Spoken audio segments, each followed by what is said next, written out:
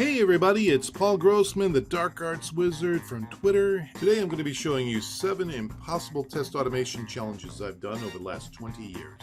We're going to start off with 2001, rebooting a computer 64 times. I did that with Windrunner from Mercury Interactive, which was C++ at the time. So it's pretty easy to shut down a computer, that was no big deal, but how do you get it to come back up again? Well, the trick was that there was a UPS, uninterruptible power supply, which sent a magic packet across the LAN, which would wake up my computer. Then launch the test from the startup folder and increment the counter and restart by shutting it down again. 2002, I automated the Pogo.com Turbo 21 game. This was impossible because there were no elements that you could use. And it had to identify which card values were on there, and I did that just by using 5 different pixels that I identified. And to click those buttons at the bottom, I just used send keys to type 1, 2, 3, 4 to send the card to the proper column. Then in 2014, I did the next impossible thing, which was to port that code to VBScript. That's right, BASIC. And played a perfect round with 18 hands of blackjack. And now here it is in 2022, and I'm going to dock the SpaceX vehicle in the International Space Station Simulator in plain English without any CSS or XPath or even any Java. So this is what it looks like when you start out. You get your vehicle and it's offset in all sorts of different directions. Now to do this, we have to adjust our yaw, pitch, and roll to plus or minus 0.1 degree. And then after that, we have to adjust our lateral and vertical assignments so that we can be lined up with the space station. Oh, and you gotta watch your speed as well. Problem is here, I'm coming in a little hot, so I'm not gonna be able to make that connection. My manual attempt to dock the station is failed.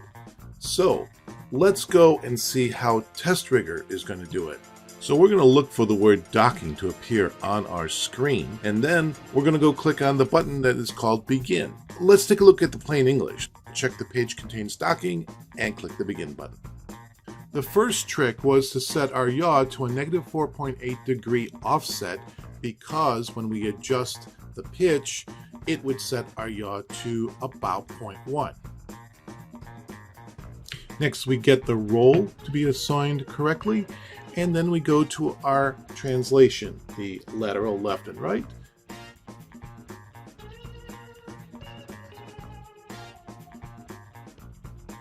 And then the up and down translation to line us up perfectly with the International Space Station.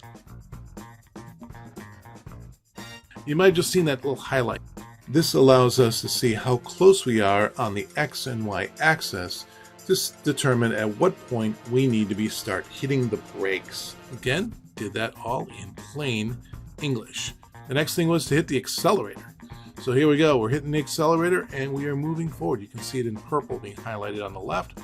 And then we basically waited a few seconds so that we get close enough to do our final adjustments and then pull in. As you can see, we hit success on that. And of course, the way we did that was to wait up to 4 seconds, up to 30 times, until the page contained the word success.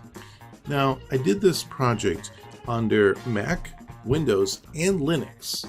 And the way I did it was with a little trick called reusable rules. Now here's one, start the game. Now if we take a look at start the game, it's just one line of code. It says start the game. Obviously, that's not plain English commands that we've got there. And now, where are they hiding? Well, they're hiding in the reusable rules, and not under my standard suite rules. They're under the parent where I created the rules originally on the Mac version and then reused them in the Windows. There's start the game. Let's take a little bit of a look at those steps that are inside there. So, setting up some variables so that we can count how many times we go backwards and forwards. We also check that the instructions are visible, and then we check the page contains the word docking, and then once that's there, we click on Begin.